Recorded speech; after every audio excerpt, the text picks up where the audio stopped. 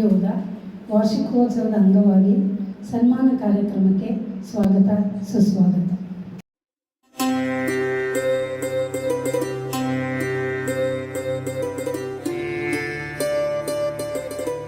ಮಾನ್ಯರೇ, ವೇದಿಕೆ ಮುಂಭಾಗದಲ್ಲಿ ಕುಳಿತಂತಹ ಎಲ್ಲ ನಮ್ಮ ಹುಬ್ಬಳ್ಳಿ, ಧಾರವಾಡ ಹಾಗೂ ಬೇರೆ ಬೇರೆ ಕಡೆ ನನಗೆ ಇಲ್ಲಿ ನಮ್ಮ ಮಿನಿಜ್ಗಿ ಹುಬ್ಬಳ್ಳಿ ಟೀಮು ನನಗೆ ಕನೆಕ್ಟ್ ಆಯ್ತು. ಇಲ್ಲಿ ಬಂದ ತಕ್ಷಣ ಶಂಕರ್ ಸರ್ ಆಗಿರ್ಬೋದು, ಮಂಜುನಾಥ ಸರ್ ಆಗಿರ್ಬೋದು, ಮಲ್ಲಾಪುರ ಸರ್ ಆಗಿರ್ಬೋದು, ಎಲ್ಲ ಒಂದು ನಮ್ದೇನೋ ಒಂದು ಟೀಮ್ ಇದೆಯಲ್ಲ, ಟೀಮ್ ಬಂತು.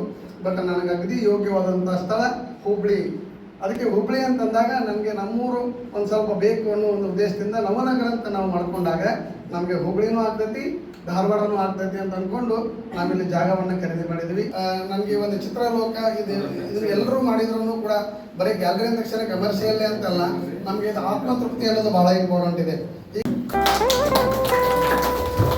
ಕರ್ನಾಟಕ ರಾಜ್ಯೋತ್ಸವ ಪ್ರಶಸ್ತಿ ವಿಜೇತರಾದ ಶ್ರೀ ಭಾರತಿ ಸರ್ ಅವರಿಗೆ ಸನ್ಮಾನ.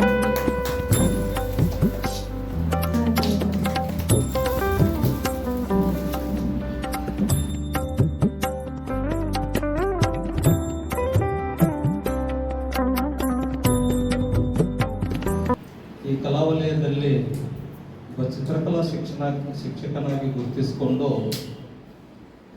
ಪ್ರೇರಣೆಯ ಮೂಲಕ ಒಂದು ಕಲಾ ಗ್ಯಾಲರಿ ಕಟ್ಟೋದಂತಂದರೆ ಇವತ್ತು ಸಾಮಾನ್ಯತೆ ಕೆಲಸ ಅಲ್ಲ. ನಮ್ಮ ಕ್ಷೇತ್ರದಲ್ಲಿ ಹಣ ಬಹಳ ಕಡಿಮೆ, ಆದರೆ ಈ ಭಾಗದ ಎಲ್ಲ ವಿದ್ಯಾರ್ಥಿಗಳನ್ನ ಕರೆದು ಈ ಕ್ಲಾಸ್ ಮಾಡಿ ಅವ್ರಿಗೂ ಕೂಡ ಚಿತ್ರಕಲಾ ಶಿಕ್ಷಣವನ್ನು ದಾರಿ ಏರಿತಿದ್ದಾರಲ್ಲ, ಇದು ಬಹಳ ಪ್ರಮುಖವಾಗಿರ್ತಕ್ಕಂಥದ್ದು. ಹೀಗಾದಾಗ ಮಾತ್ರ ಕಲಾಶಾಲೆಗೆ ವಿದ್ಯಾರ್ಥಿಗಳು ಬರೋದಕ್ಕೆ ಸಾಧ್ಯತೆ ಇದ್ದೀವಿ. ಕಲಾ ದಂಪತಿಗಳು ಭಾಳ ಸೊಗಸಾಗಿ ಮನೆಯನ್ನು ಕಟ್ಟಿದ್ದಾರೆ, ಭಾಳ ಸುಂದರವಾಗಿದೆ. ಅದರಲ್ಲಿ ಗ್ಯಾಲರಿಯನ್ನು ಮಾಡ್ಕೊಂಡಿದ್ದಾರೆ, ಸ್ಟುಡಿಯೋವನ್ನು ಮಾಡ್ಕೊಂಡಿದ್ದಾರೆ. ಕಲಾತ್ಮಕವಾಗಿ ಪ್ರತಿಯೊಂದು ಸ್ಥಳವನ್ನು ಸಹ ಬಹಳ ಕಲಾತ್ಮಕವಾಗಿ ಅವರು ರೂಪಿಸಿದ್ದಾರೆ. ಇಬ್ಬರು ದಂಪತಿಗಳು ಪುಣ್ಯ, ಅವ್ರ ಜೊತೆಗೆ ನಾವು ಇದ್ದೀವಿ. ಭಾಳ ಸಂತೋಷದ ವಿಷಯ. ನಿಮಗೆ ಧನ್ಯವಾದಗಳು.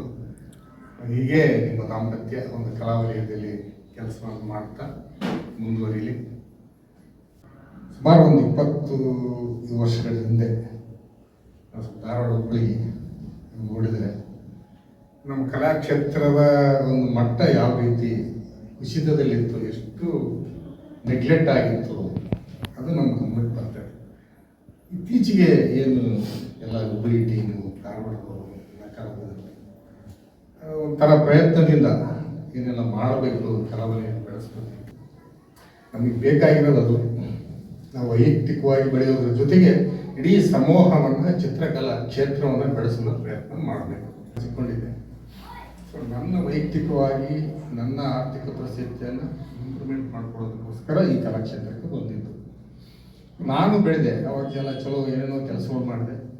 ನನ್ನ ಆರ್ಥಿಕ ಪರಿಸ್ಥಿತಿನೂ ಚೆನ್ನಾಗಾಯಿತು, ನನ್ನ ಬದುಕು ಚೆನ್ನಾಗಾಯಿತು. ಈ ಸೊಸೈಟಿ ಕಲಾಕ್ಷೇತ್ರಕ್ಕೆ ಏನಾದರೂ ಕೆಲಸ ಮಾಡಲಿಕ್ಕೆ ಸಾಧ್ಯತೆ ಇದೆ ಮಾಡೋಣ ಅಂತೇಳಿ ಸಾಕಷ್ಟು ಪ್ರಯತ್ನಗಳನ್ನು ಮಾಡಿ ಅಲ್ಲಿ ಒಂದು ಗ್ಯಾಲರಿ ಮಾಡಿದ್ವಿ, ಸರ್ಕಾರಿ ಆರ್ಟ್ ಗ್ಯಾಲರಿ. ಅದಾದ ನಂತರ ವಿದ್ಯಾವರ್ಧಕ ಸಂಘಕ್ಕೆ ಅಂತೂ ಭಾಳ ಗಂಟು ಬಿದ್ದೆ. ಅದು ಎಲ್ಲ ಚಟುವಟಿಕೆ ನಡೀತದೆ, ತಿಂಗಳಲ್ಲಿ ಆಗ್ತದೆ, ಪ್ರದರ್ಶನ ಆಗ್ತದೆ. ನನ್ನ ಉದ್ದೇಶ ಏನಿದೆ ಅಂದರೆ ಅಲ್ಲಿ ಪ್ರತಿ ತಿಂಗಳು ನಾನು ಒಂದು ಎಕ್ಸಿಬಿಷನ್ ಮಾಡಿಸ್ತಾ ಇದ್ದೀನಿ.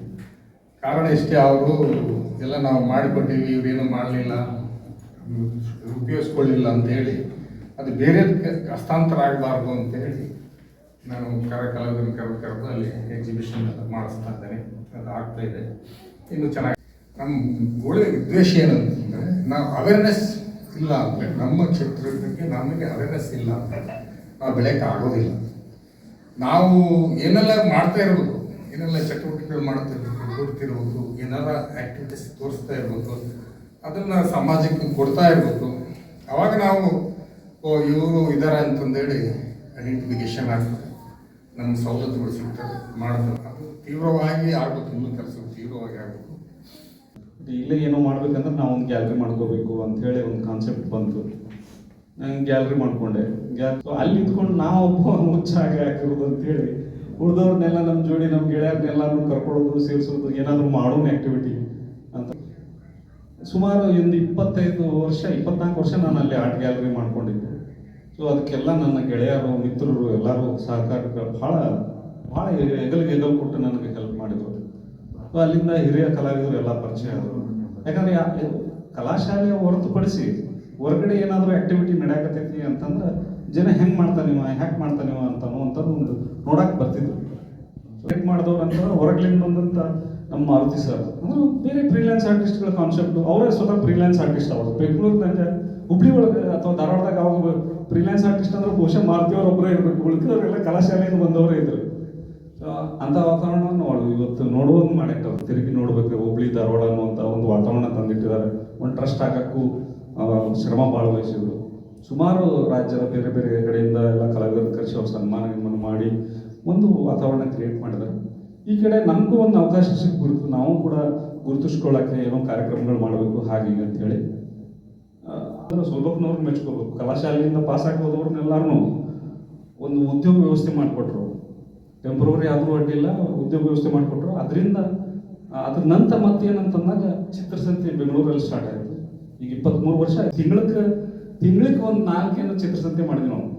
ಸೊ ವಾರ ಒಂದು ಚಿತ್ರಸಂತೆ ಮಾಡಿದ್ವಿ. ನಾವು ಮಂದಿದ್ದಲ್ಲೆಲ್ಲ ಅಂದರೆ ಸಂತಿ ನಡೆದಲ್ಲೆಲ್ಲ ಹೋಗಿ ಸಂತಿಗಳನ್ನೆಲ್ಲ ಮಾಡಿದ್ವಿ. ಸೊ ಪಬ್ಲಿಸಿಟಿನೂ ಸಿಕ್ತು, ಪತ್ರಿಕಾ ನಮ್ಗೆ ಪ್ಲಾಟ್ಫಾರ್ಮ್ ಕೊಟ್ಟರು ಭಾಳ ಚೆಂದ. ಪತ್ರಿಕೆಗಳಲ್ಲಿ ಕೂಡ ಜಾಗ ಇತ್ತು, ಮೆಟ್ರೋ ಅಂಥೇಳಿ ಅದ್ರಾಗ. ಸೊ ನಮ್ಮ ವಿಶೇಷವಾಗಿ ವಿಜಯನಂದ ಕಾಲ್ವಾಡ್ ಅವರು ಮತ್ತು ರಮೇಶ್ ಚಂಡಪ್ಪನವರು ನಮ್ಮ ಕುರಿತು ಬರೆಯಕ್ಕೆ ಶುರು ಮಾಡಿದರು.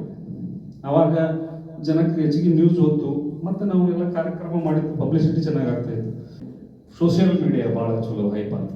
ಸೊ ಸೋಷಿಯಲ್ ಮೀಡಿಯಾನ ಬಳಸ್ಕೊಂಡು ಪ್ರತಿ ಸಣ್ಣ ಕಾರ್ಯಕ್ರಮನೂ ಭಾಳ ದೊಡ್ಡದಾಗಿ ನಾವು ಜನಕ್ಕೆ ತೋರಿಸ್ಬೋದಿತ್ತು. ಇಲ್ಲಾಂದ್ರೆ ಬರೀ ಬೆಂಗಳೂರು ಅಂತ ಅನ್ನುವಂಗಿತ್ತು. ಸೊ ಇತ್ತೀಚೆಗೆ ಎಲ್ಲ ಚಲೋ ಕಾರ್ಯಕ್ರಮ. ಅಂಥ ಟೈಮಲ್ಲಿ ಹಿರಿಯರು ಜೋಶಿ ಸರ್ ಅಂತವರು ನೋಡ್ರಿ, ಹುಡ್ಕೊಂಡು ಬಂದರು ಅವ್ರು ನಮಗೆ ಗ್ಯಾಲರಿಗೆ, ಹುಬ್ಳಿಗೆ. ಅಂದರೆ ಎಷ್ಟಾದರೂ ಇವ್ರು ಯಾರು ಎಲ್ಲಿ ಅವ್ರಿಗೆ ಗೊತ್ತಾಗ ಹುಡ್ಕೊಂಡ್ಬಂದರು, ಪರಿಚಯ ಮಾಡಿಕೊಂಡ್ರು. ಸರ್ ಒಬ್ಬ ಹಳೆ ವಿದ್ಯಾರ್ಥಿ ಬಂದ ಯಾಕೆ ಬಂದ್ರಿಪ್ಪ ಅಂತ ಕೇಳಿದ್ರೆ ಏನದ ಅರ್ಥ. ಸೊ ನಮಗೆ ಅಲ್ಲಿ ಸಿಗದಿರೋ ಪ್ರೀತಿ ಧಾರವಾಡದಾಗ ಸಿಗ್ತಿತ್ತು, ಅದಕ್ಕೆ ನಾವು ಪದೇ ಪದೇ ಪ್ಲಾಟ್ಫಾರ್ಮ್ ಆಗಲಿ ಮತ್ತು ಈಗ ಹೊರಗಿಂದೆಲ್ಲ ಕಲಾವಿದರೆಲ್ಲ ಬರಲಿ. ಸೊ ನಾವು ನಿಮ್ಮ ಜೊತೆ ಯಾವತ್ತೂ ಇರ್ತೀವಿ. ಸೊ ಇಷ್ಟೇ ನಾನು ಯಾರು ಮಾತಾಡೋದು. ಅವರೆಲ್ಲ ಉನ್ನತ ಮಟ್ಟಕ್ಕೆ ಹೋಗಿದ್ದು ನಾವು ಉದಾಹರಣೆ ಹೇಳ್ಬೋದು. ಮತ್ತು ಅವಾರ್ಡ್ಗಳು ಅಷ್ಟು ಆ ಕ್ಷೇತ್ರಕ್ಕೆ ಬಂದು ವಿಷಯ ಎಲ್ಲರಿಗೂ ಬಂದಂಥ ನೀವು ಬಂದಿರೋದ್ರಿಂದನೇ ಈ ಕಾರ್ಯಕ್ರಮ ಯಶಸ್ವಿ. ತಮಗೆಲ್ಲರಿಗೂ ವಂದಿಸಿ